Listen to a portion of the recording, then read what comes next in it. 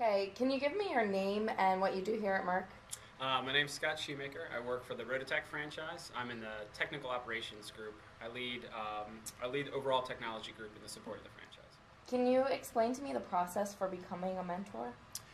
So how I got involved, so I've known Mike for a little while, and he actually just excited me about discussing his trips over to Africa. Sat in on a lunch and learn, and really got inspired, frankly, by the message that he brought back. It's clearly something he's very passionate about, and that passion's pretty infectious. So wanted to offer myself up any way that I could. So I signed up, was very quickly matched up with a mentee, Susan, and within a couple of weeks we started Skyping. And Can you tell us a little bit about the person you're mentoring?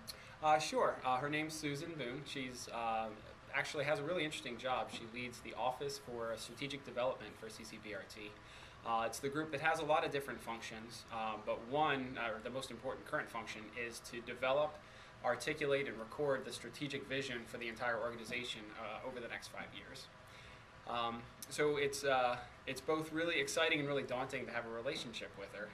When I first got the email and she described who she was and what it was that she was working on and therefore wanted to be mentored on, that is developing a 5-year strategic vision for a relatively large hospital and charitable organization. It was both really exciting. I mean, wow, what an awesome opportunity to be involved in something like that, and extremely daunting, as I have no idea how to come up with a strategic vision for a large hospital and charitable organization over a 5-year plan. So it was pretty intimidating, a little scary, but also really exciting. What I've found through our interactions together, and we're still relatively young in our relationship. We've met 3, maybe 4 times.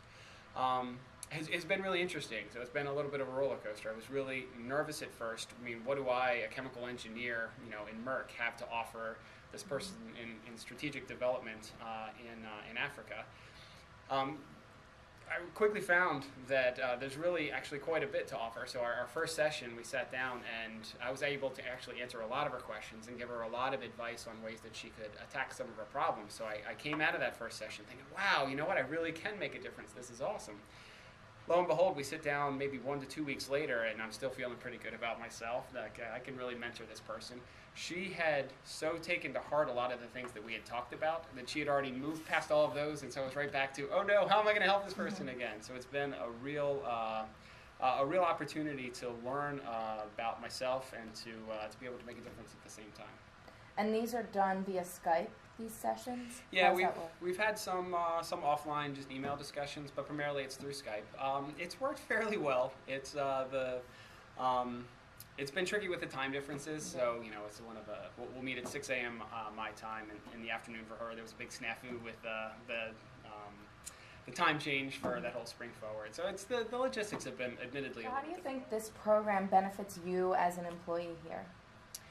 So I think a couple ways. First is it's extremely rewarding. It's great to be able to contribute to any kind of charitable endeavor, but to be able to do it in such a personal way, to have a relationship, to see the person that you're helping is really a great way to stay engaged and stay motivated. So that's definitely a benefit. More tangibly, I guess, here at work is there's a saying that you only know how to do something when you try to teach it to somebody else, and so having the chance to really think about some of the concepts that we're talking about, really formalize it in a way that you don't have a chance to really think about on a day-to-day job, really allows you to build out and work on your own knowledge set, and it makes it that much easier to apply it here at work. Mm-hmm. And then how do you think that benefits the person you're working with?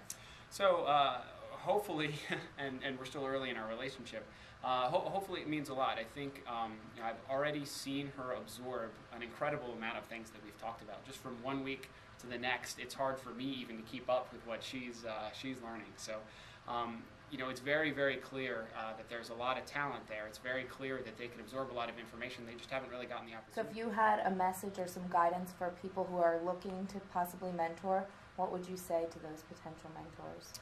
I would say be not afraid. I know early on one of my concerns in talking to Mike is, what am I going to offer this person? And after being matched up with Susan, And seeing how different her role was from mine, how different everything about her job was mine, it just reinforced that fear.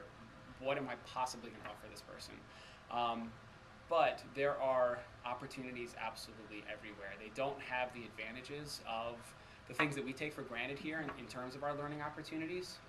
And so there are so many places to be able to positively influence that if you have just a strong experience, if you have a lot to pull on, whatever you do in your day-to-day job, you will be able to find a way to apply it. You will be able to make a difference. You will be able to make a connection.